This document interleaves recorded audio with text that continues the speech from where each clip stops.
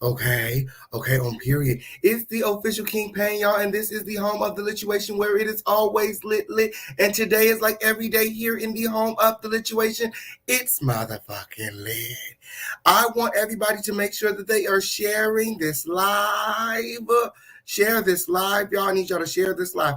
Push the official King Pain into the algorithm. I have another exclusive for you guys.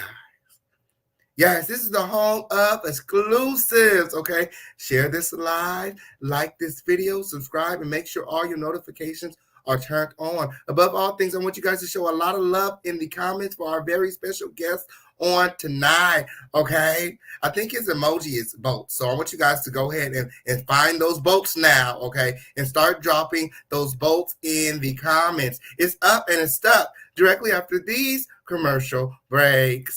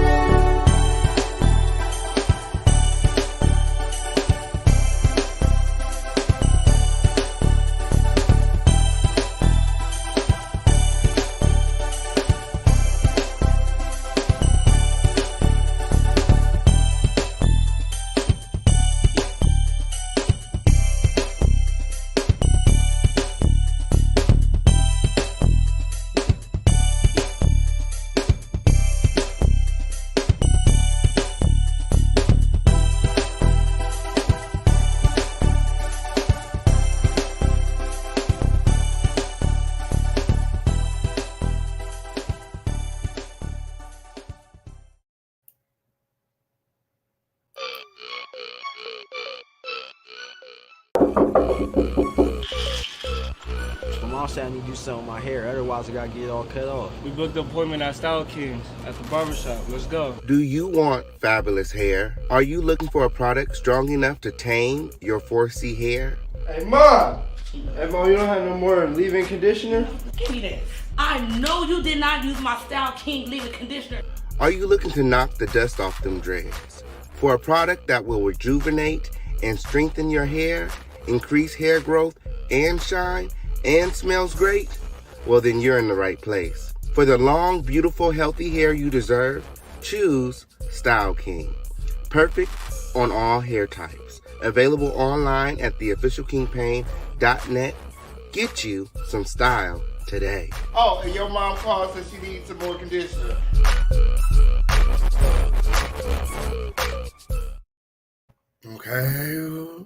Okay. Let me see those lightning bolts. Okay. Where is the boat gang? Is the boat gang in the house? Go ahead and drop some bolts in the comments now. It's up and it's stuck directly after this commercial break.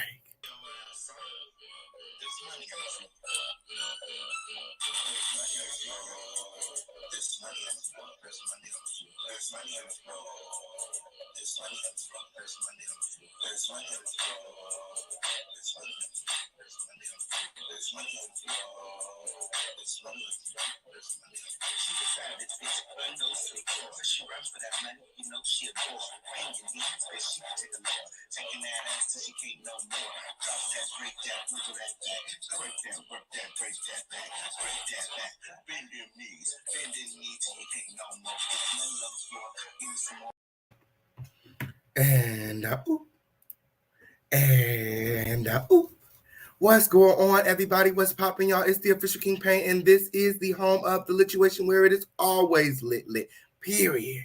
Yes. The one and only dust-free zone, period. Periana to the period, where a dusty bitch can always never, where there's no rusty, dusty, musty, crusty, raggedy, dirty, crispy, sissy, pissy, or pussy assholes allowed. Okay, if you come over here being any of those things, my moderators will escort your dusty ass out. And we have no time for that. Without further ado, okay, I have a very special guest for you guys on tonight.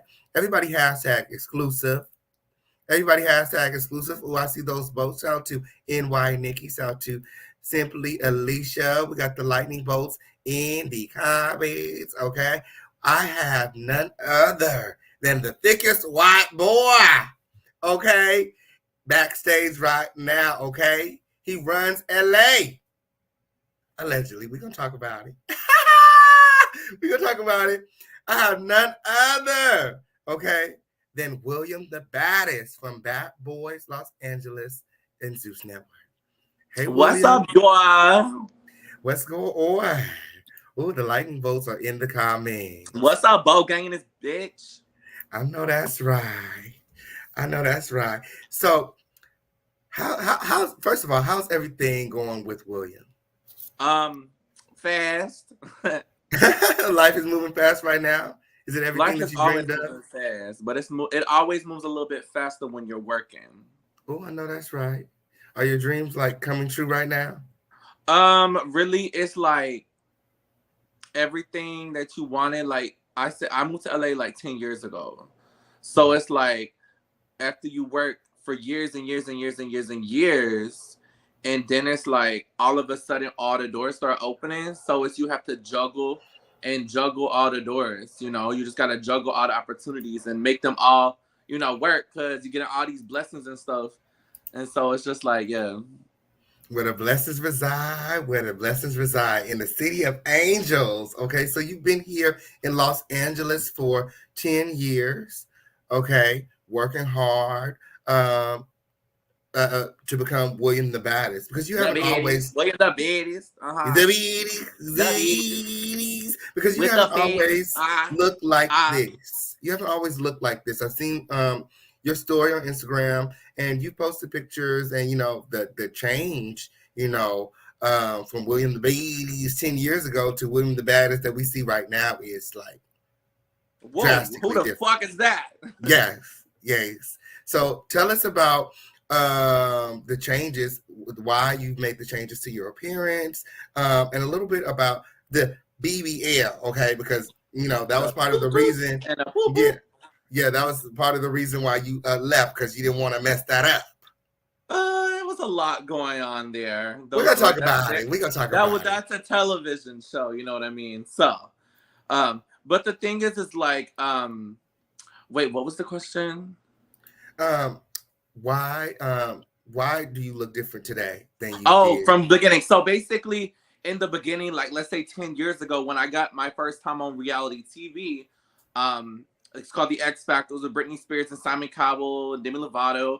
I was like, 18 then, and I just turned 18. So it's just like, I was, yes, a gay man, but 10 years ago you couldn't be vibrant and colorful and you couldn't be you, and if you were you were not going to get any opportunity.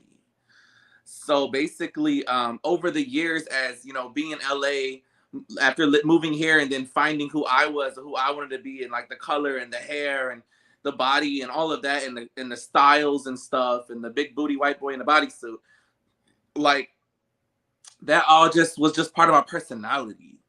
And basically I couldn't be that when I was younger because society wasn't ready for that yet. You would encounter problems. So I was just a little boy that was trying to fit in with this Justin Bieber haircut, trying to just be looking regular. But then living in LA, you see all these different things and you find a safe place. And like, oh, I can just find who I want to be. And so basically, I just found who I wanted to be, and it just happened. You know what I mean? And basically the BBL, so that kind of happened when I was on, so I did my first episode of MTV's Catfish, and they said you would never end up with a guy like Dallas Wade, Flashman Wade, having a body like that. You don't even have a fat ass. He wouldn't want you. And so, playing this reality TV game, you listen to the comments because we're human, and it's what we don't need to do. So I did you make the changes to your body because you want a man that looks like Flashman Wade? I wanted a fine ass dude, a fine ass piece of trade that wanted my big booty, and I want to be in my big booty. Okay, so yes, but the thing is that when I went and got my BBL, I asked him not to give me like the female BBL. I didn't want hips and thighs and all that because I had some thighs, but I didn't know hips. So if I would have got hips, the sides of me would have been bigger, so then my waist would have went in more.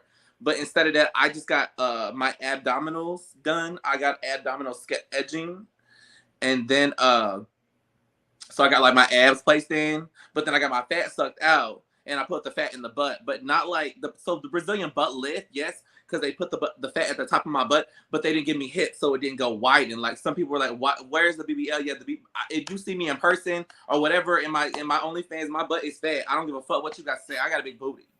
But the thing is, I ain't had nothing before that. It was just like flat, like SpongeBob. Yeah, not even Patrick. Okay. So the thing is that that had happened, and people were like, "What? Where's the BBL?" No, because I got a bubble butt. I got my butt a little bigger. Like when people go get shots in their butt, I got fat in my butt, not in my hips and all of that. So yes, and then pandemic hit. I got my BBL like 6-7 months before pandemic. So then I was in the house for months, just eating and drinking and getting drunk and getting fucked and all of that. So it's like I was gaining weight. So basically, I gained weight. Yeah, I'm not fat, but I'm a little thick. So when you gain weight after you get a BBL, it goes straight to your face right here. So I used to have a skinnier face. But when you get a BBL, that stuff be going like right here. And then you get all this fat and stuff. So it hits your face and then it hits the sides, which is like your flanks. So yeah, I'm going to go get my body done up again. I don't give a fuck. My. Is Hollywood influencing this body work?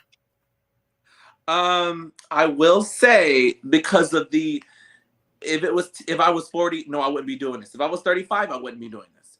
It's because of timing and era and what is wanted. So for me, in my mind, when I wake up in the morning, I see myself as like a Nicki Minaj, Megan Thee Stallion, like Beyonce, like city girls, like in a cat stance with my ass out. I want to go on stage in my Nikki farm, knowing that my ass is fat and I can shake my ass. Like, look at Saucy right now on stage. Saucy went got his ass bigger. He got his ass bigger, done bigger, so that he gets on stage and he can twerk. I want to do that. If the girls can do it, why can't we do it? So that's how I'm seeing myself, as like the rapper, yes, then the fat ass, yes, then the selling sex, which I do and I will do more of. So it's just like, yeah, like I'm all for about being like, it's like the sexual kitten, you know what I mean? Like why can't the boy be the kitty with the big booty? Okay. Absolutely. Well, I hear you, and you're saying that this is all William expressing himself. Living in Hollywood, being exposed to all of these things. Hollywood is a very strange place. You know what I'm saying? But it is also a place that you can come, be yourself, and be recognized for it. So, how does it make you feel when people call you a culture vulture? Oh, here we go with that word again. So yes, of course. They called Justin Bieber a culture vulture. They called Justin Timberlake. They called Eminem. Like Machine Gun Kelly just changed his album. Post Malone's changing his music. All I'm saying is that at the end of the day, there are people who go in a white direction and people who go in a hip hop direction and a pop direction. I wouldn't necessarily call Lil Nas X a gay black rapper. I would call him a pop artist. It's like he's yelling "fuck BET" right now, and because he feels that they are not recognizing him. Well, the white people don't recognize me, so but I do culture music. I do hip hop music, so like I don't do pop music. I don't mind being versatile, but that's what my soul is.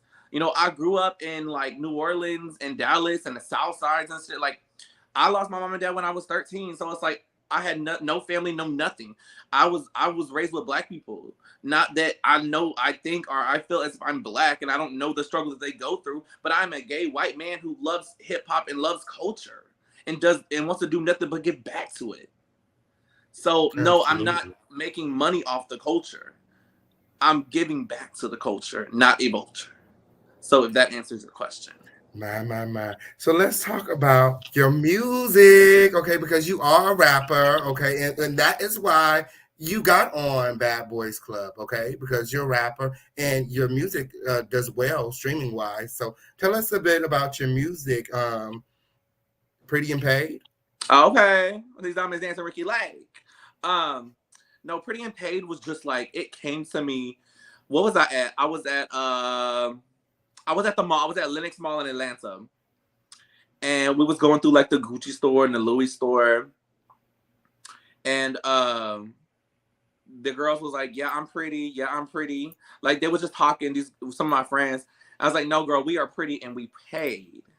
We're pretty and paid, okay? Pretty and paid, yeah. So it kind of like got stuck with us. So I was like, I went home and I had wrote the song. I was like, I like the Pretty and Paid. These diamonds dancing Ricky Lake. Don't come around me talk. And it was like for my haters. Like, don't come around me talking your shit. I'm here to get paid. No, I'm not about to fight you hoes. I'd rather get paid, bitch. Okay? I'm not throwing hits. I'm pressing charges. Okay? So come through. Right.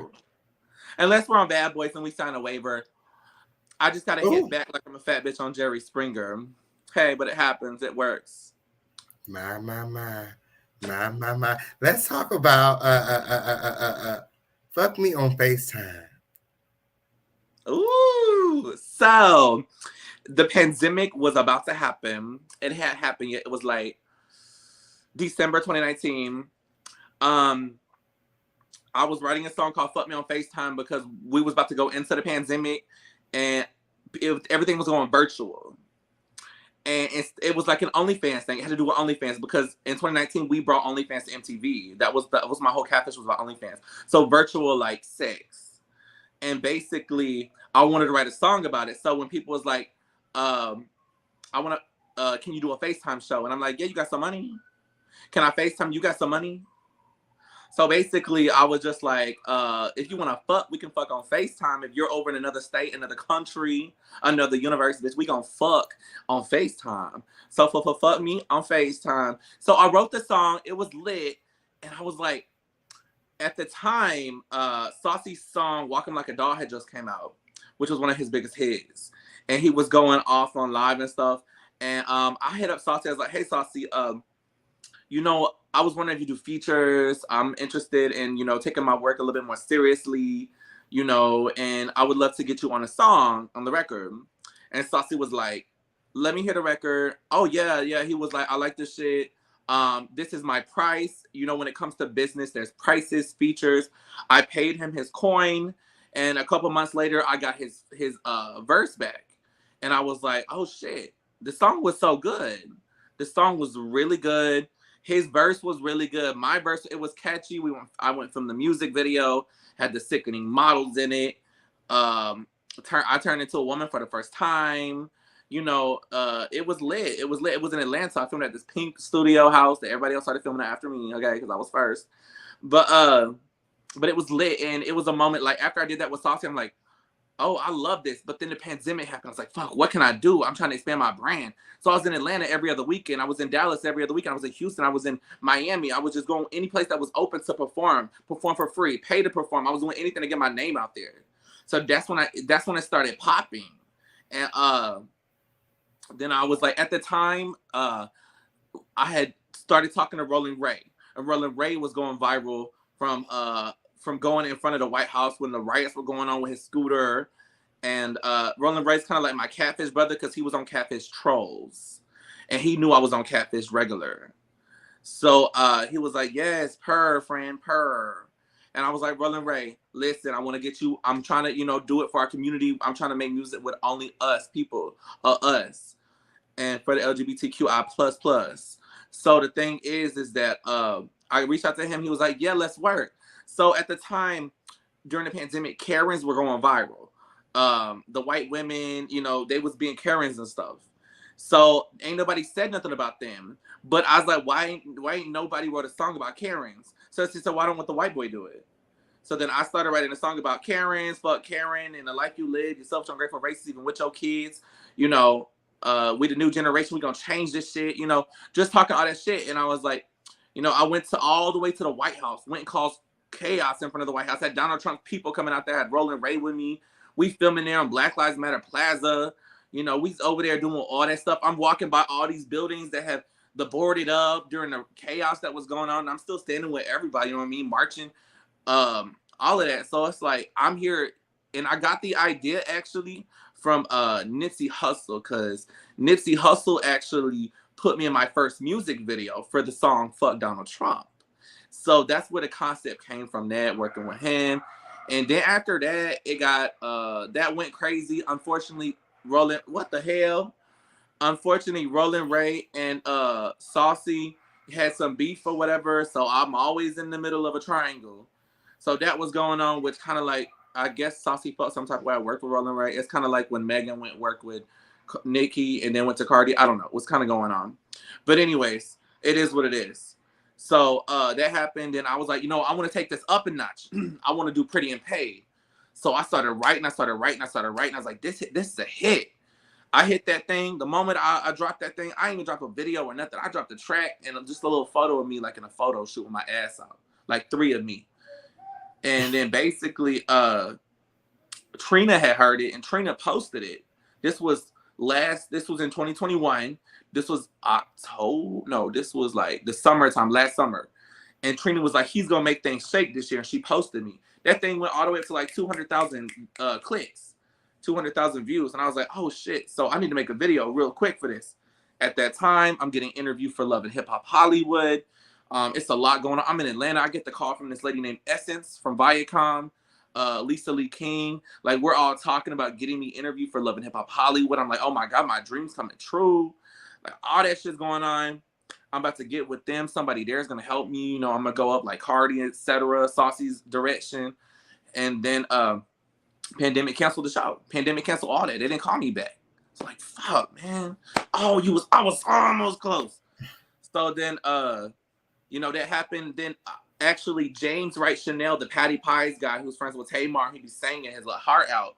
He reached out to me, and he's the first person to comment, I want to be on this remix after I released my solo video, where I was doing like this 1920s theme in downtown at this red room. So that happened. I was like, okay, I'll get him. Let me find one more rap. Let me find one more.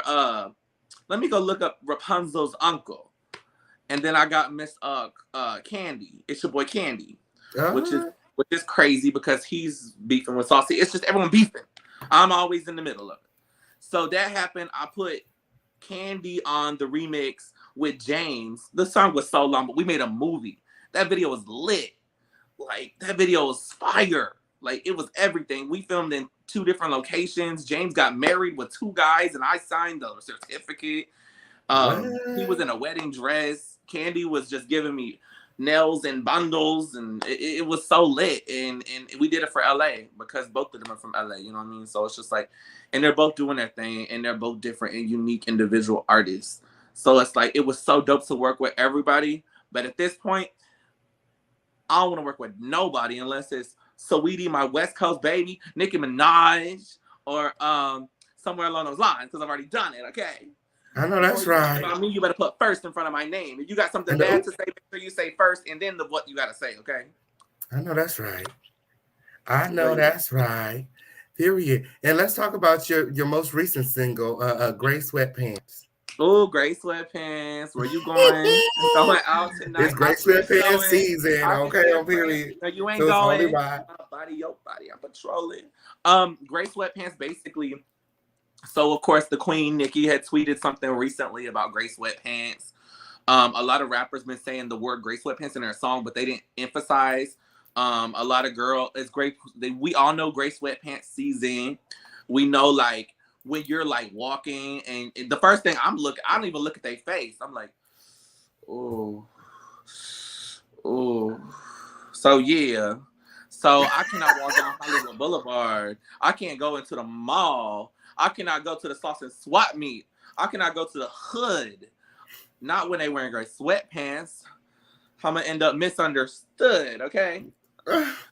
So gray sweatpants was just like, it's something that need to be. I love making songs that are like cute and catchy. I don't care if it's a hit. I don't care if people don't like it. I make songs because I know it's gonna be catchy. I make songs because it needs to be talked about. People don't be talking about gray sweatpants. They be talking about gray sweatpants. Oh, he in gray sweatpants. Why is it not a thing? So I made a song about it. It was lit. Right. And you know, we just filmed the video. Yes, it was lit. I got to come through at the end of the video and support, but definitely I want you guys all to support William and his music. Okay, I'm definitely gonna go check out that music video that you're talking about with Candy and what's his name? James Rice and Nails, the Patty Pies man. Okay, on period. Yeah, he sings down. Okay. Down. Okay, down. Down. Down. Okay, so now that we're all comfortable, okay, are you guys ready to get into some things? Everybody hashtag let's go. Yes, it's time to talk about Bad Boys Club LA. Bad Boys Club Los Angeles. Zeus Network. I forgot to put it in the title, but I'm gonna add it. Zeus Network. Okay, on period. Yes. Somebody go inbox them all right now. Tell them that we're doing it again. Yes, we did. Oh, yes. Y'all make sure that you guys are sharing this live, liking this video, subscribe with all your notifications turned on. It's getting ready to go up right now. Okay. So, Bad Boys Los Angeles. Were you one of the girls that was already picked before the auditions? No, I actually sent a video in. I want to post it, but I don't want to get in trouble. My. Yeah, definitely clear that. So you sent in an audition. Who'd you send it to? Natalie? The email. Oh, when they put out the flyers, you just responded and they reached back out to you. And then the Jewish guy called me, the Matthew. Mm-hmm. Okay. Did they have you come to some sort of audition or something, or when it was all virtual? It was virtual. It was all virtual. Okay. And then you just show up to the hotel and get on the bus and go, ding, ding, ding, ding. Okay. What you mean, ding, ding, ding? So you found out that you was on the show. I found out I was on the show, but here's how it worked. They drug me through the water first. Like, they would drag me through the water. Like, okay, you've made the top 100. We'll call you in like a month. Okay, you made the top 50. We'll call you in 2 weeks. Okay, you made the top 20. We'll call you in a week to let you know if you made the show or not. Okay, you made the top 10. Congratulations. You made the show. This was all within like a 3 month. So it was like they have you on your tippy toes. But So at how the did same that time, feel? at the same time, um, at the same time, we were all kind of friends, which was crazy. Like all of us were kind of knew each other, and we were all auditioning, but we didn't all know if we were gonna get picked or chosen. And so it's like it's crazy because a lot of us were actually like friends, and it's like you can't bring your friend to a job interview that you want to get. You can't bring your friend to the beach. It's like you can't bring sand to the beach or the desert. Okay, so Absolutely. it's like now it's like when you get on a television show, these these friends have to follow a narrative. And sometimes the narrative of a television show is not in your favor or their favor or the favor that you were before you entered this show. So you take the sacrifice and you make the best of it. But yeah, it's like, and then it's like, okay, the narrative carried out into real life, and these people don't really like you, or these people have real problems with you because that's what the fans want to see. So it's more like for like a clout situation. Absolutely. How did it feel to be in the top 10 baddest boy in America? 1 and 10. It felt good, but at the same time, it's like people, Zeus is an amazing network. They're number one. But it's like at the same time, people were like, you knew what you were getting into, and this is Bad Boys Club, just like Bad Girls Club. No, correction. You guys watch Bad Girls Club on Oxygen. You've never watched Bad Boys Club on Oxygen. This was not on Oxygen, this was on Zeus, meaning it was going to get very violent. I was not a fighter. I said in episode 1, I'm not here to do this and fighting stuff. Why do y'all keep picking on me? Why do y'all have to make problems with me? Why do y'all have to run up on me randomly and fight me? Why do I have to fight the other white boys? That's what y'all want?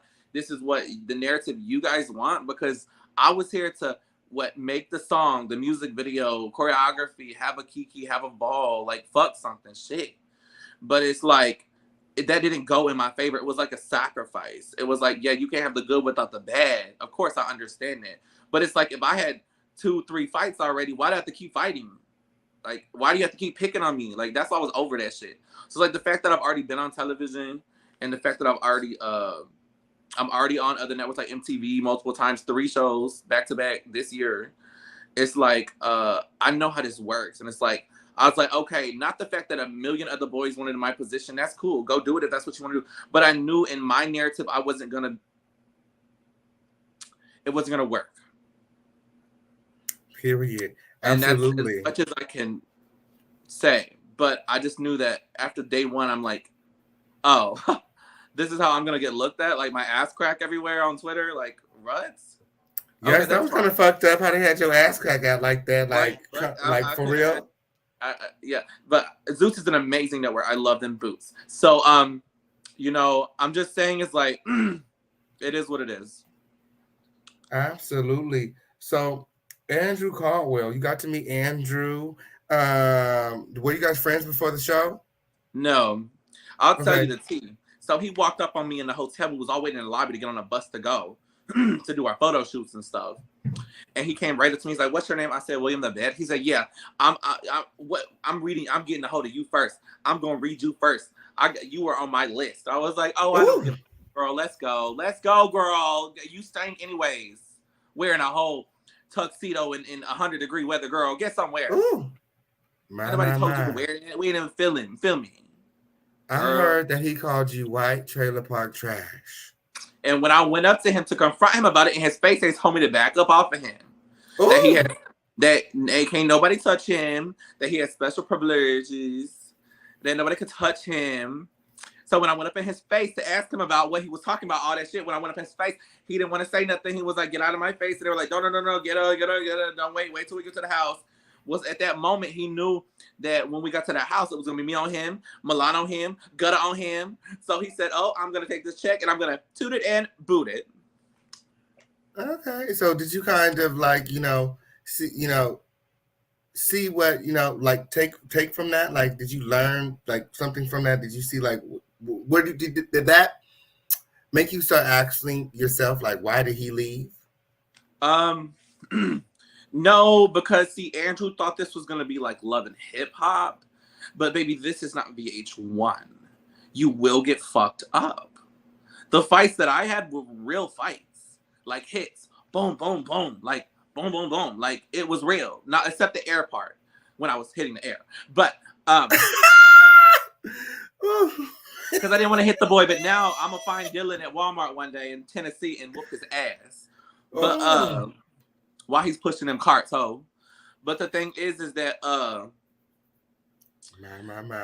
He show pushed carts at Walmart. Because I ain't seen much of him since I haven't seen much of him since the show aired. So he working at Walmart these days? Mr. Dylan. I haven't seen him doing anything. He's not a And part of he any got of the cliques or the cockroaches groups. crawling on the wall, had people taking him off like they're his pets. He was all talking all his crap on live about me. But after his little words started stumbling when he saw that cockroach in the background. Ooh, baby, you were my stand-in. The reason I left is because I wouldn't do what I was told. You did what you were told, baby. You shut up and you stood there. You were the class clown. You let them make you look like you look. Because baby, I wasn't having it. I was done. Oh, I know that's right. Well, Dylan, okay, first episode said that you were talking shit about him and he wanted to fight you. He even went as far as to throw a box at you. Were you talking shit before? Oh, I never was. That was instigated because he said, but it was all like, who's the baddest white boy? You know, we got two of the white motherfuckers on here and the rest of them black. So it's like, let's get a cackle out of them fighting. That's going to be the first episode. Yeah, well, the gag is I wouldn't give them what they wanted. So, and since I didn't give them what they wanted, Dylan ran away behind the house because he was scared. And then me and Darrell fought twice.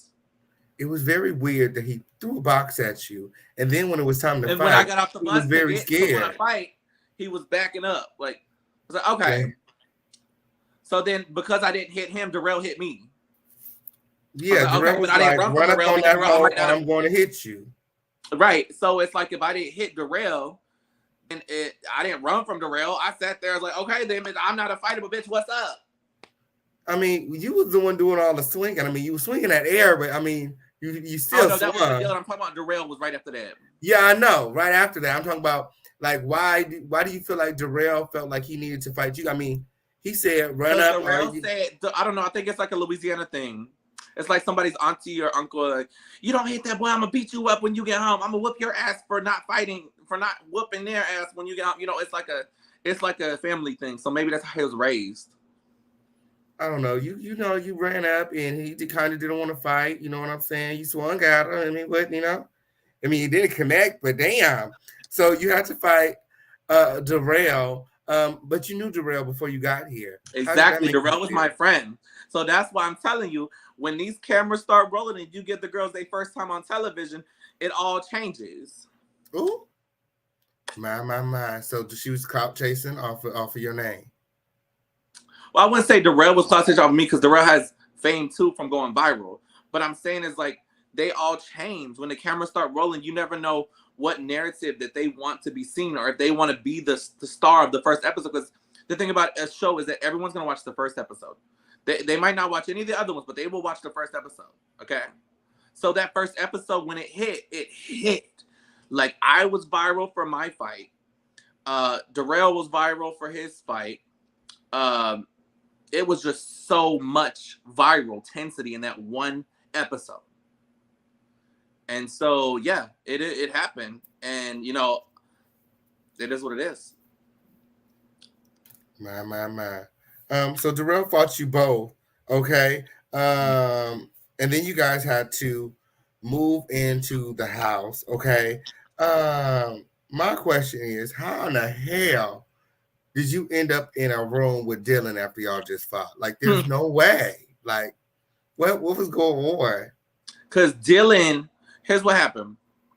Before all of that, Dylan, they was teeing us back up. So Darrell, it was nighttime by that time.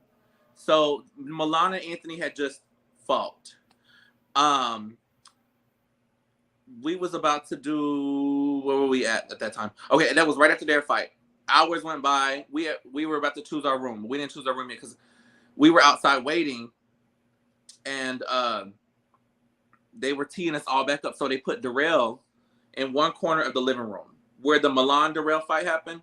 Before that, it was going to be me in one corner, Dylan in the other corner, and Darrell in one corner. After we had just talked to Lemmy and went to the kitchen, Darrell was like, "I fought you because," and you doing all that. So they were teeing us back up, but putting us in 3 corners in the living room because they wanted us all to fight. So it's like Dylan started having anxiety attack and he started crying boots. And I was like, wait, what's going on? Mind you, I'm just getting lit because I'm tired as fuck. We were been up since early that morning, like 5 a.m. It's already like 1 a.m. And I was like, Dylan, what's going on? And Dylan was like, he was crying. He was like, I was like, wait, why are we standing here? And the producer's like, you stand here, you stand here, and you stand here. And Darrell was like, well, all right. And he's drunk. He's sitting down on the little couch, and we standing in each corner, and like it's a ring. It's about to go down.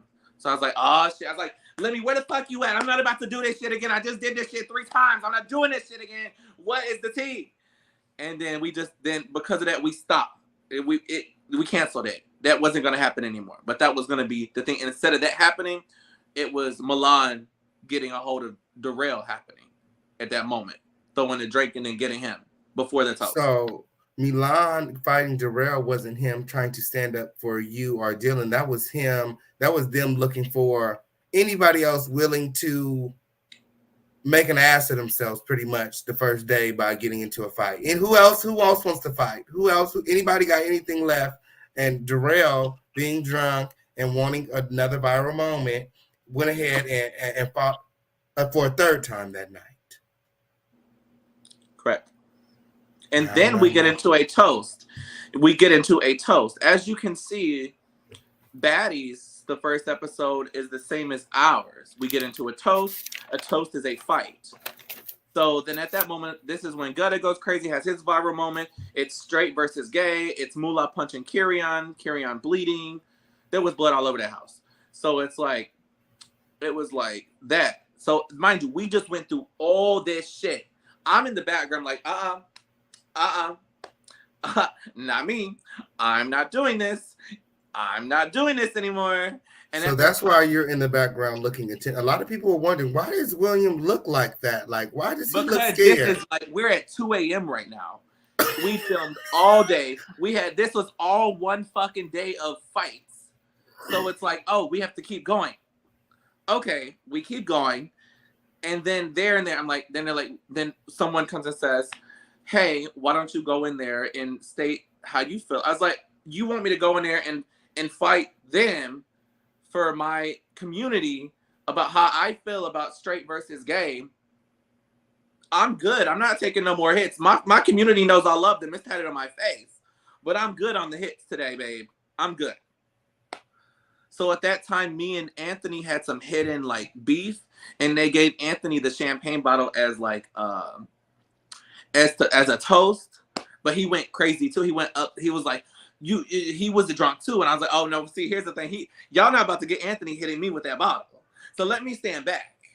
So everything's like kind of like not a setup, but when you start doing it, you know everything that's about to happen. You can see that how everything moves, production and everything. So it's like, you know, no one tells you, hey, this is about to happen. It's just, you know. Absolutely. I totally get it. Like, you know, it be codes, you know what I'm saying? When they be like, oh, we're about to have a meeting or a dinner. Dinner is code for fight. We're going to fight. Nobody's going to eat. Exactly. As you can see on Baddies, the new episode, which was a hit. All the things they're doing is a hit because it's a hit. Okay. And people want to see hits. All right. So the thing is that on Baddies, the first episode, they all go downstairs for a toast, and then it's a cleanup in the sink. Okay. Mm-hmm. It's toast, okay? Extra crispy. So yeah, they kind of like took the direction. You know, when you make a hit show, you got to keep that same formula. So even though I feel like Baddies is dope, they're fighting boots, but I still feel like Bad Boys episode 1 is still the hit. Okay. I think you feel like that because you're on it. Oh, so while we're talking about size, let's talk about So which side were you on? Okay, because Moolah and Curtis was on Carry On's ass about which side he was I was on. on my side. To be Straight, honest, gay. I wasn't friends with none of them. I wasn't friends with nobody because the moment we got into the sprinter, everybody was like, I got my money on Dylan. Every single person, I got my money on Dylan. When we was out there about to fight, I got my money on Dylan. But did Dylan take one hit? No, the bushes took the hit with Dylan. Ooh. Dylan got pushed into the bushes. He didn't take one hit, not one I fight. probably was the only one at home talking about I got my money on William the Baddest. I was like, Yeah, I just met her. So the thing is that like I don't know, everyone was against me from the whole ride. So at that moment, when you're in a house of group of people and you know that nobody likes you, you're on your own. It's fuck everybody. So if somebody's getting hit, let them motherfuckers get hit. If somebody's talking shit to somebody, I don't know, I'm gonna sit back here and kiki and cackle. I don't give a fuck about you or you, bitch. So because here's the thing, nobody gave a fuck about me. And when Moolah was going off on me and that motherfucking sprinter about twerking on him, which I never did, it was looking for a moment, still looking for a moment. The thing is like, no one took up for me. They were laughing at me. So I was there, but who the fuck wants to be around any of these bitches when they talk shit about me and they laugh at me? I was just a joke to these hoes. That's why Dylan didn't say shit. He was the stand-in. So you wasn't motivated to jump in. I didn't give a fuck about straight or team fuck gay. You didn't care none of them team shit because nobody. There was no team bitch. It was them, and then there was me. I was always in my box. You can go look at the promo shoot. Go look at the promo shoot. I'm all the way last, outside and big. It's always them, and then there's me. And sometimes that's okay. It's okay to be the most hated bitch. Absolutely. You're doing something right. The fuck? Would you consider Moolah to be homophobic? No, just because I have prior history with Moolah in the sense of he interviewed me just like you're interviewing me back in October when I was performing at Rolling Loud with Lakia was there, and I had a billboard in Manhattan Times Square, a big ass billboard of my face on it and my body. Yeah, I seen it. And Moolah interviewed me from seeing that stuff. So it's like, whether you're gay or straight, black or white, people are watching the people on social media who are moving and shaking. I might not have 1 million followers, but I will. I might not have a song on Billboard, but I will. So it's like everybody's watching. Moolah interviewed me. He told me great things about Pretty and Paid. He told me this. He's like, I can't wait to see what you're going to do and any plans for next year. Hopefully I'm on television. I want to be on a hit show. Hey, it happened. Hey, but you watched everything I did. You watched me fulfill the blueprint, and you watched every person I followed and liked, and then you followed behind me. You got the ingredients, and then you made it to where I was at. Do you think that Moolah is down low, DL? Because he interviews a lot of gay men, and in the house, he seemed very anti when it came to anything homo. Even when Jonathan got to the house, tears were in his eyes because he knew that he could not take Jonathan. It felt like he was very intimidated by Jonathan's presence and the presence of any gay men. Like even with you and the whole bowling alley situation at Corbin Bowl. Like he kept saying that you were twerking. Even when you were twerking, like you were just twerking, like you could just be having fun all the way across the room, and bitch, he felt it. Like he felt intimidated. He was like, "Oh no, bitch, she was over there twerking. He was over there twerking. And it felt like he was twerking on my lap. Like, how does it feel like he's twerking on your lap?" I would definitely say Moolah is not homophobic. I feel as if Moolah's, like I said, first time on television equals narrative. Each person in that house stood for a group of people outside in the world that was watching. So Moolah, it goes with the little boosies and the babies that can say and feel how they want to feel about the LGBTQ community, but knowing that they won't catch backlash from it because there's more. Let's just say this: the viewers of Zeus and most of the people that were watching are heterosexual Black women. So if these heterosexual Black women like the idea of what Moolah is saying, it's not going to go against him. Yes, gay people are going to be upset of how he's acting and still don't like him to this day. But that doesn't mean that 1 million other people are not going to like his narrative. I feel as if Moolah created that narrative so that when he got off of this show, knowing that those viewers were beautiful Black women, they're gonna go. He's gonna create. It was all a game. Moolah is got his own show, a love show right now. This was a part of the plan. He knew that the viewers were Black women, and he knew that they were going to cling to him because he's cute, and whatever he said was for how he felt on the inside, or whether it's for a narrative. It was all about playing the game. He got in there to play the game so that when he got off, he can go play his game because he knew he was going to grab those followers. And that's what DL men do. They play games, and it very much so gives that, you know, he wanted the female audience to understand that he likes women. Also, I mean, why else would he be all like, you know, team straight, team gay, it's either us or them, go over there, you can't rock with us. He wanted to make it clear that he likes women. Also, I mean, I feel like personally, any man that auditions for Bad Boys Club is homo. Period. I mean, the show is derived from Bad Girls Club. I mean, like, I don't know. I don't know the moolah that was on camera. Ain't no hood niggas, ain't no real hood niggas applied to be on that show. Run me the audition tape. Run me, ain't no real Crips and no real Bloods, no real hood niggas really applied to be on that show. And I'm calling a spade a spade. They're DL men, and it is what it is. That's my personal opinion. Okay, girl, women don't have nothing to do with that. So then it brings us to the Corbin Bowles situation. Okay, the bowling alley. Okay, and it was your first party as we was there for 20 damn minutes and chaos stroke. Yes, the baby got in a fight with Danny Lay's brother. Were you there? What happened? Yeah, I was excited. I ran all the way over there. So I was like, oh shit. My. Did you meet the baby? I'll tell you what happened, which was a key. It's not gonna ever be shown because I don't have permission. That's why they blurted it out. But the thing is that so before Moolah did his little twerking the problem situation, he went outside. Before the baby walked up over there to his section, he walked past us first, and I was standing next to Natalie. And this was the moment where get lit. Y'all are late. Y'all are tired. Like, come on, let's get lit. So mind you, I'm the only one that's like body down. And so I get in the doggy style position over the thing the balls come out of, and I'm like throwing it back. And the baby walks by, and he was like, shit. And I was like, you like it. Okay, so at that moment, green bodysuit too that night. So at that moment, the baby was already gagging off of how I was acting. He looked at it as a joke. And I was okay with that. This is LA. I live here. None of you other people live here. Y'all are tourists.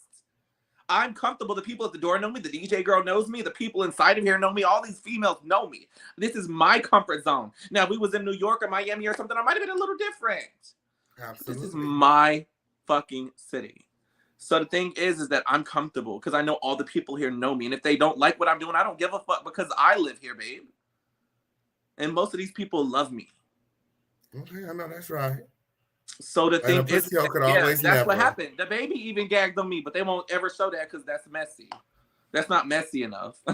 They will never show William twerking on Moolah because that never happened. They'll never say that William leaked the cast and show proof because that never happened. My. Yes, because then Moolah was accusing you of leaking the cast afterwards. Like, which is it? Was he twerking on you? Did he leak the cast? Like, what's going on? So after that, okay, there was a Sprinter ride. You guys took the Sprinter back home, and you were very standoffish. They made you sit in the back of the bus so that Moolah could confront you. Exactly. And well, I mean, I felt like after the Sprinter ride that it was over, but you felt differently. So much so that you packed your bags and you left the house. Exactly. No, because after we got home from the Sprinter ride, they wanted to fight. Then I didn't give it to them. I didn't give because I wasn't lit enough. I wasn't drunk enough, and I'm not the fighter, but I kept getting picked at. So it was giving like Kaylee vibes, or like when they woke that girl up on Bad Girls Club when they went to the club and came home, and she was they started fucking with her. She was asleep. So basically, like, they had switched the bedrooms from Anthony next to our bedroom to putting Mula and Curtis in the room next to mine, which shared the bathroom. And after all that tension just happened, that the production moved them over. And I was like, what's going on? They moved their room and y'all shared a bathroom. Girl, so they moved them over. And mind you, the doors is unlocked or all of that. So they could just come in my room at all the times giving. So somebody told me that Mula was gonna get you when he gets back from the club tonight. I can't say who that person was. But it's supposed to be when you're asleep. I have anxiety. I'll be waking up out my sleep like, bitch, where am I at, ho? So it's like, you're not about to get me in my sleep. And so that was not really like televised. So the thing is that they knew that they moved them in the rooms. They knew that they switched their rooms on purpose because they was about to get that fight scene when I went to sleep. For me, sure he didn't want no thick ass white boy cakes. He didn't want none of them birthday cakes. No, he wanted to come up here and beat me up like it was prison. And he, so that was not sure he happen. wanted to beat you up like it was prison. He didn't want to slide in between them white chocolate cakes. Was he attracted to you, William? Did he come on to you off camera? No. Did he ever? Was he doing things with the other boys off camera? Did anybody ever go into his room outside of? I don't know. I was there for like 3 or 4 days. Look, you all right, William, like, I do not know. Stop asking me the questions, Key. So you left, and then afterwards, Zeus convinced you to come back to have a conversation. Oh yeah, that's the key word right there. The key word. Conversation. Right there. Come back to fight. So they told you to come back, and initially you were talking to Zeus, and you were telling them that I never twerked on him. What are we talking about? And then before you left, Mula popped out of nowhere seemingly, and then it was you leaked. It was a build up. It was a build up for the conversation. It was a build up. So, oh yeah, I supported your music. So it was like me. I said yes, but see, the good edits were yes, I did. Yes. So the question was, did you know that I played your music on my radio station, right? Yeah. You know that I support and care about your music, so I would always interview you a lot. Yeah. Then it was, did you leak the cat? You leaking cast? No. What? So you wasn't twerking on me? No. So then it was like the yes and no's mix, switch them out, and then put them in. I leaked the cast, I twerked on him, and I ran away. It seemed as though you shut down when he came around. No. Here's the thing. I saw how production was moving, and Mula wasn't the only one there.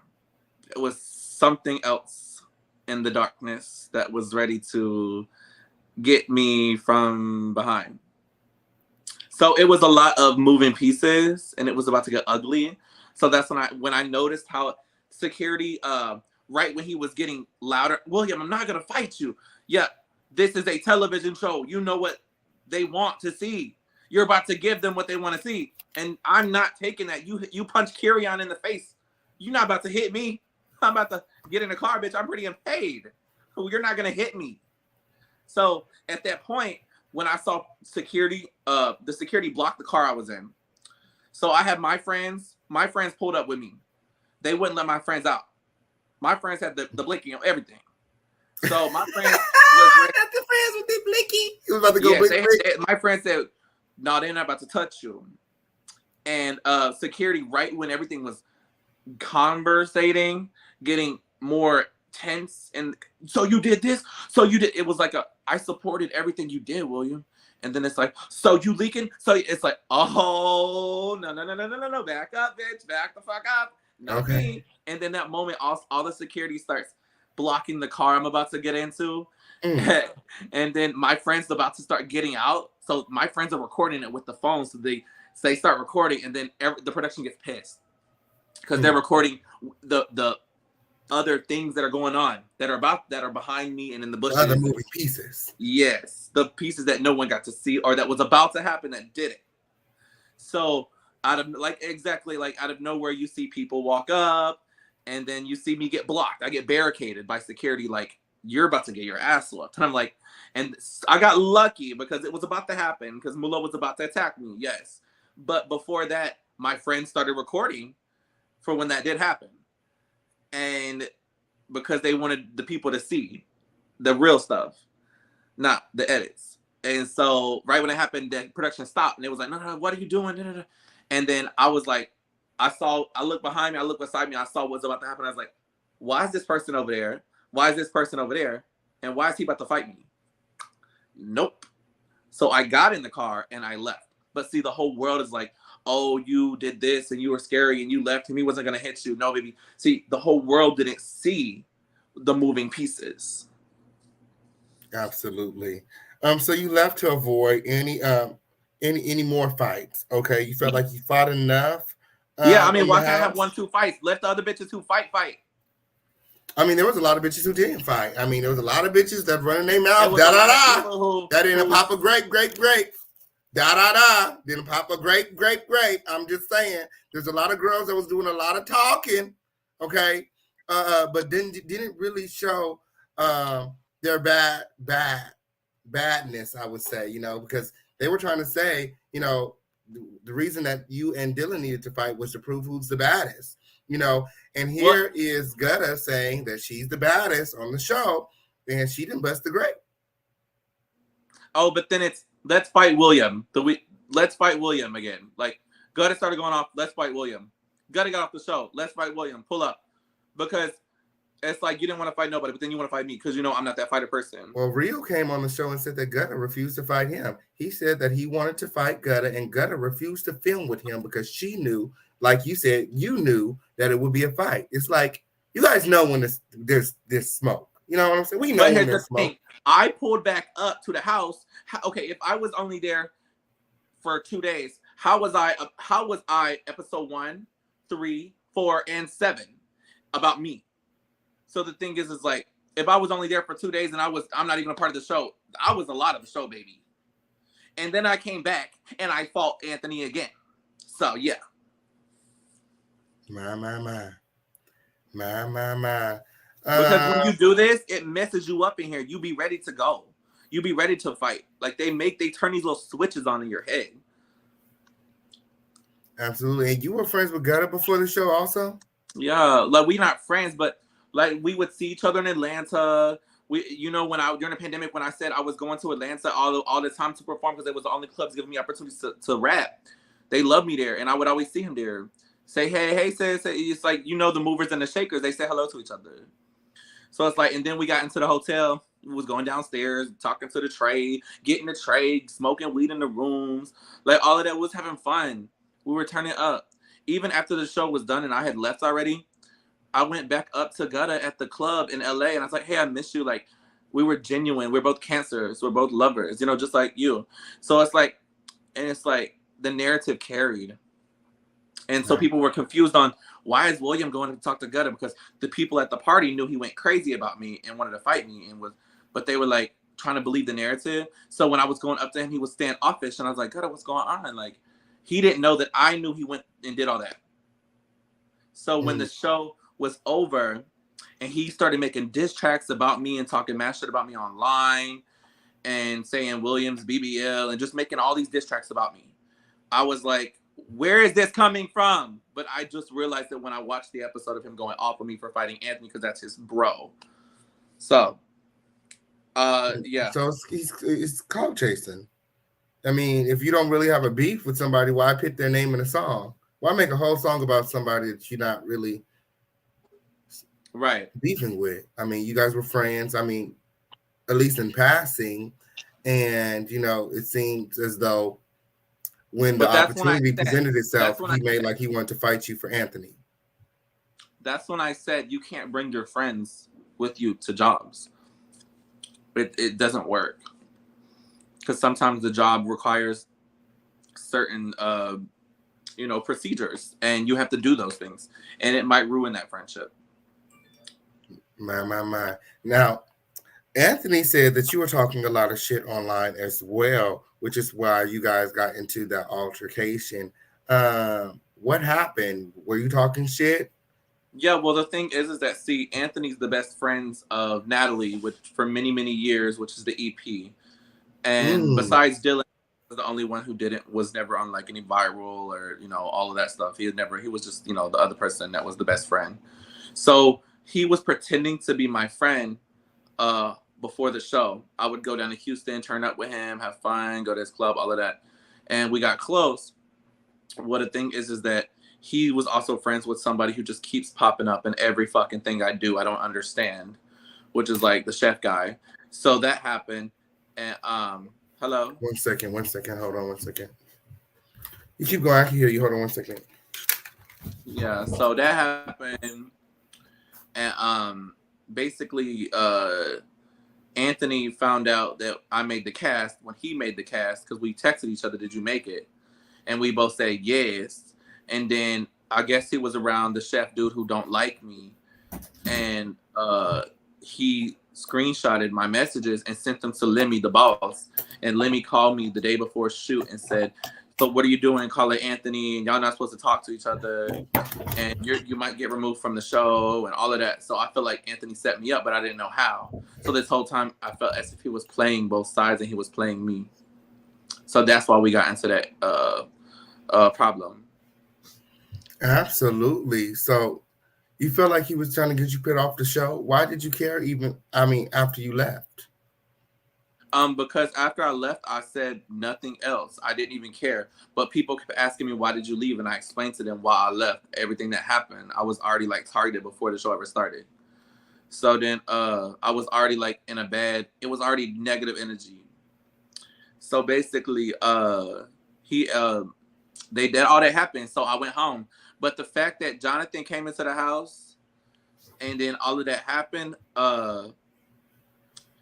they didn't get Jonathan's fight scene yet because that's kind of like the biggest part of the whole season.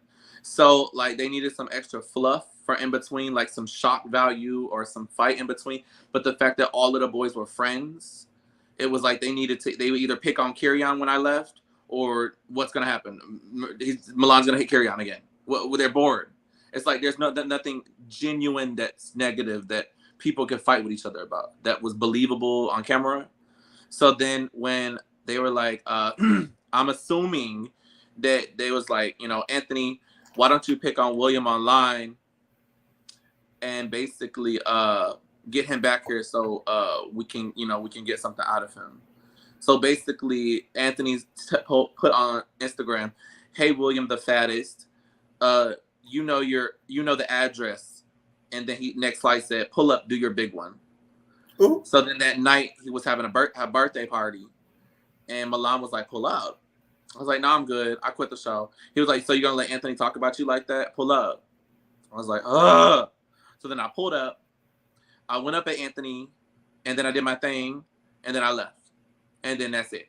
And then you got Jonathan's fight episode after mine.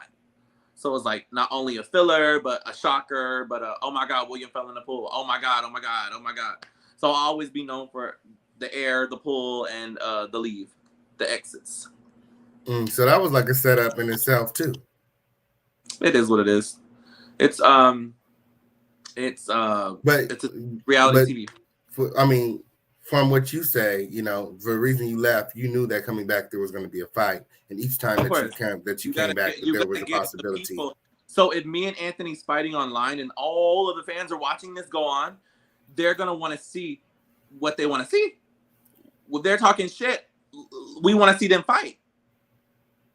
There's a moment of time where it's possible for the fight and for the people that want to see it, and it's perfect timing because they needed extra something to happen because they were going to stretch out Jonathan's episode of fighting for the finale. Now, did you want to fight Jonathan, or were you just ready to leave because you took off on him first? No, at least that's what it looked like. Oh, Anthony. Yeah, Anthony. I'm sorry. Yeah, I wanted to fight Anthony. I went there to fight Anthony and to leave. I didn't go there to stay. I went there to do my big one and leave. Okay. And they said, okay, here was the thing. Everyone's going to get together and say they're sorry. You got Stacks right there. Milan.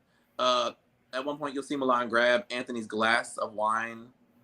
You could see it written on my face while I was there. What I was there to do. I wasn't there to. They're like, okay, we're gonna say sorry. But the thing is that you got the viewers didn't get to see me because of the close relationship with Anthony and Natalie and the EP and all of that, like the creator of the show, it's like you'll get seen in the favor of that direction. So it was I was never meant to be seen, even to look like I won that fight. So the thing is, like, I went into Anthony first. What made Anthony to get a head start and want to just run at me is because I already got a hold of him before the cameras, before you guys see. So the cameras was rolling. Yes, they saw me get into Anthony's face like a good few times. I got in there. It's just you guys got the edits. I didn't got it. I knocked his shades off. I was in him. Yeah, if that pool wasn't behind me, we'd still be going at it. It's just I was like, fuck, the pool's there. Damn it. It was all kind of like. And it seemed like the other girls, I mean, thank God the pool was there, because it seemed like Jarrell and Gutta was trying to come and help. So you could have possibly got jumped that night if it were not for the pool. It is what it is.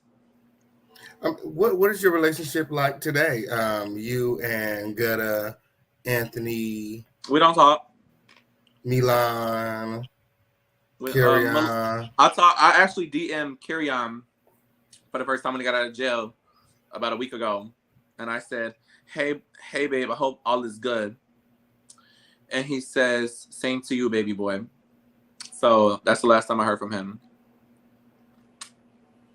Absolutely. I talked to Mula. I talked to Milan, and I talked to Rio all the time. Ask them how their show's going, how the auditions are going for their Bad Boys show Atlanta, and then they keep me up to date on that. But I don't really talk to anybody else. Are you planning on doing another Bad Boys? Maybe Bad Boys Atlanta, Texas? No more fights. I just want to take my music seriously. Absolutely. And Zeus Network put you in position to do that? Of course. Yeah, it seems like they like Zeus Network is a good network for artists. Krishan on their new show Baddies, they're promoting her music really heavy right now, as well as Jocelyn's. So yeah, and here's the thing. The difference is, like, I'm so thankful for Zeus, because when Zeus promoted me in episode 1, mind you, everybody watches episode 1. Like I said, they will see William's Pretty and Paid. William does rap music. They play my music, so millions of people every single day that still are going to watch Bad Boys will always see that I do rap music, and they will listen to my music the moment they turn the show on. So I'm just thankful for that. If that wasn't millions of dollars in advertisement, I don't know what is. Okay, I know that's right. Yes, you couldn't pay for that type of promotion. Okay, so I mean, your platform has grown a lot since the show was aired. Yeah, I was at like 26,000 followers. Now I'm at 65,000. Absolutely. I know that's right. So what, 40,000 plus? Oh, that's amazing. Yeah, hopefully I want to get 100K by the end of the year. I know that's right. And you can do it. Of Dr. Phil and Judge Mathis, so it's going to go crazy. Oh, you everywhere. You said, girl, I'm going to do every show I can do. Okay, I know that's right. So you would never do another Bad Boys Club?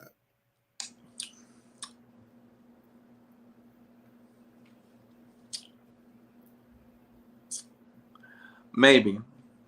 Deposit your check. Okay, the check got to be big enough, huh? I would say I would do another Bad Boys Club if and only if I took extreme fighting lessons for like 6 to 8 months beforehand, so that when I walk up in that bitch, it's on every given fucking scene. I know that's right. They say that light lipo don't make you strong, so you definitely got to go to the gym and get some training, hit that bag a couple times, and I know make sure that you're ready. I got a trainer I've been talking to, actually. He's a little expensive, but as I take my music seriously, and if I want to go into the direction of, let's say, redemption or fighting or getting on there and becoming a fan favorite in 3 seasons from now, I believe that Zeus would work with me on that. I believe that we could make that happen. Absolutely. And are you still working with Zeus Network? We're still cool. We still talk. I know that's right. So the whole purpose of Bad Boys Club, it seems like, from watching the whole season, was to make a music video, make that song. The Bad Boys single. Honestly, what do you think about the single Bad Boys? I think it would have been a hit if I was on it. Woo! So yeah, you think it's not a hit? It's actually a miss. Okay. So you regret not being on it or being a part? I mean, they begged me to come back to do it. They said you can come to one scene at the studio, but I know that it's not. You can't have to do it without the band. Absolutely. It's like, yeah, I show up to the studio, I spit my verse. Okay. Like, it don't work like that. Absolutely. Yes, there was definitely probably going to be some. Carry On got into it at the studio. So it's when William leaves, it's Carry On jump time. Mm-hmm. So then William comes back. William fights. William leaves. Let's get Carry On again. It's basically like survival of who's the baddest, not just William or the white boy or whoever. It's Bad Boys is about who's the baddest bad boy. Who's the baddest? I've seen you refer to the show as Fight Club. True. But at the end, we sort of realized towards the end of the season that Milan's fights were all staged. Is there is there an aspect of the show that's fake? Like were they protecting certain characters? Were certain characters brought on? About. Yeah, I don't know what you talking about. You are. I don't know. I'm in a gray area right now, huh? That ain't got nothing. That's what? That's above me. Okay. He said, I do not know. That is a gray area. I cannot speak on that. I know that's right. So the fight with Anthony, okay, he was thrown in the pool. Okay, and so you left there soaking wet. You left. You walked away from Bad Boys. Do you still consider yourself a bad boy? Somebody said you were changing your name from the baddest to the greatest or something. I never did. I never said that. Are you still a bad boy? I'm always a bad boy. I was William the Baddest for the past 7 years. It was just the irony of Bad Boys Club being in Los Angeles. It's like that show Chasing LA. Couldn't have it without me. You said what? It's like that show Chasing LA. There's no Chasing LA without William the Baddest. Girl! Let's talk about Chasing LA for a second because we are on the show together. Chasing LA. And it was really fun meeting you. Because you told me something that really touched me. Like, I was going through something, and you never know the people that are going to touch you. And you really touched me that day. You were telling me how before we even knew each other, before all the shows and all this stuff, okay, you experienced homelessness, and in that, you used to watch my show. Mm-hmm. I watch it on YouTube. And my show used to help you get through. And when you told me that, it like really, really touched me. I was like, girl. Because you never know who's watching. You never know. And now we are at the same table together. Look at God. Nobody's better than the rest. I don't care if I'm on MTV or YouTube. I'm everywhere. That's the thing. It's all about pushing promotion. It's all about expanding the brand. It's all about getting a narrative that you want people to see, because when you do reality TV shows, not everybody gets to see who you are. They get to see a narrative that has been created by somebody else, or a narrative or a personality that was created by production and not who you. So you guys are so lucky to have Chasing LA because you get to be you. Yes, there's got to be good and bad and ugly. Of course, that's great television and great YouTube. But you guys get to control your narrative. Even Snooki talks about it. Being on shows, I saw Chasing LA as like, yo, like y'all get to create your own fucking narrative there. Y'all are not controlled. So you're so lucky, because on the big screens, you don't get to do that. Yeah, I will say that Chasing LA is a very cool franchise to be a part of. So for you, what did you notice was like different between, outside of the control? Like what else was like different between the shows? You know, was it giving you Fight Club? Do we fight like they do over at Zeus? I think it's about to go there for. I feel like it's about to go there. I feel like I don't know if it's a production thing that's going on right now, but you know, it's not even out yet, and we're in the middle of all of this crap. I just feel like people know what makes money and makes clicks, and the fact that I'm a part of certain situations, they know that the people want to see this happen with me regardless. So it's kind of like clout chasing off of me, not production in general, but certain individuals. And they all feel like they want to fight because they want to fight. And this is not Bad Boys Club. This is Chasing LA, babe. You missed the auditions, you missed the cut. Ooh. So, you know, they're still, accepting some applications. If that's what you want to do, then go do it. But unfortunately, you're not going to do it with me. My. William the baddest. Okay. It's always a good time running into you. Now, a lot of people have a lot of questions about the green bodysuit with the dollars on it. They said the money cat suit, yeah. Yeah, the money cat suit. They said, was that the same day as the Bad Boys? Because we're talking Chasing LA. But they also showed the outfit in the same outfit in the trailer for Chasing LA. So a lot of people was like, that was very purposely done to, kind of help out the show, because I, not in like a bad way, but in a good way, because I know that it was going to be talked about. And I know that I wanted to bring, that Chasing LA was done first. None of this shit's promised. None of this shit's guaranteed. So you got to get in your bag, and you got to get anything, any possibilities, any opportunities. So yes, that was a part of my wardrobe. But while at the same time of doing Chasing LA, I got the call for Bad Boys. And I said, I'm doing all of it. And I said, I knew that first episode, like I said, first episodes are the most watched. Everyone's going to see it. Everyone's going to talk about it. It has to be the most extreme.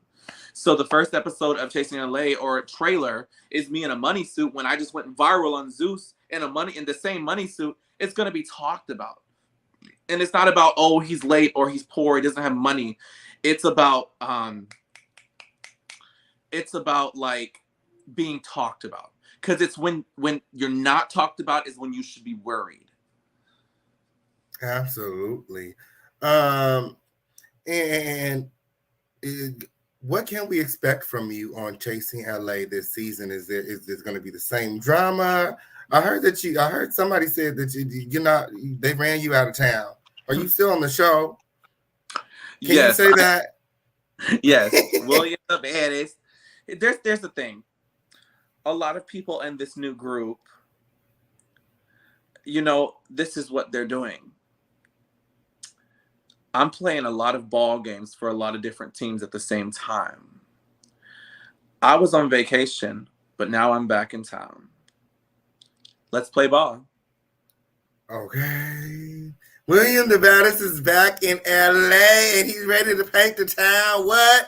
Red. Shout out to the boat gang in the boat gang in this business turn up. Thank you so much, King Pain, for having me. I got the trade on the way. I got to clean out. I got to get ready to get blue. Yes, you got to go douche. Okay. I need to fleet and not eat. Okay. Okay. I know that's right. Well, thank you so much for coming through. I don't have any more questions for you. Before you go, let the people know where they can find you. Yeah, my Cash App is #William the Baddest. You can also find me on YouTube. You can find me on all major platforms. William THE Baddest, the baddest, bow gang this bitch. We turning up. We hitting Billboard this year. We taking over the charts. We are gonna go mainstream. We're gonna bring Chasing LA to the top. I ain't playing. What's good and run out. I know that's right. Did you say run out? What? Who, me? Give me the fucking bottle of tequila. Let's go. Did you say run up? Ooh, it sounds like there's gonna be smoke at the reunion. Ooh. Oh, look, you guys make sure that you guys are following William the Baddest for all of the latest. I didn't put his Instagram in the chat. Hold on, let me pin it You guys make sure that you guys are following him on Insta, okay? Follow him on every platform, YouTube, everywhere. Make sure that you're streaming his music, okay? You guys want to be the first to know when it's up and it is stuck, okay? Yes. Back in LA, and he's ready. Let's go. Thank you, King win. K, for having me. All Yes, right, talk to you soon. Adios. Yes. Oh, my. Hold on, let me pin that real quick. There's a lot of things going on today. Girl, I got to get on my Instagram myself. I got business to do. Oh, I got a hair client right now. Hold on. Ooh, directly after this. Ooh. Yeah, that's all right or whatever. All right or whatever, but I'm here. Ooh, okay, I'm period. Oh, you gonna be there too? Okay, I'm period. I got calls to make. Oh, girl, I had all these calls. Oh, my inbox is just over right now. Ooh. Yes. Okay, I'm period. Ooh. Ooh. Shout out to everybody watching. Shout out to everybody that tuned in to the Lituation. Shout out to everybody that participated in this live, okay? I love all you guys. You guys are all amazing, okay? Remember, this is work, okay? This is work, and I love doing my job here, okay? Guys, I know the Official King Pain been MIA himself, okay? But I'm back, okay? And it's time, okay, to take over. Again, take my rightful place back on the throne, okay? And that's just on Puriana. Until next time, okay? That was a very good interview. I'll see you guys all soon, okay? Make sure that you guys are all subscribed, okay? And sharing. All right. Until next time, thanks for watching. Adios.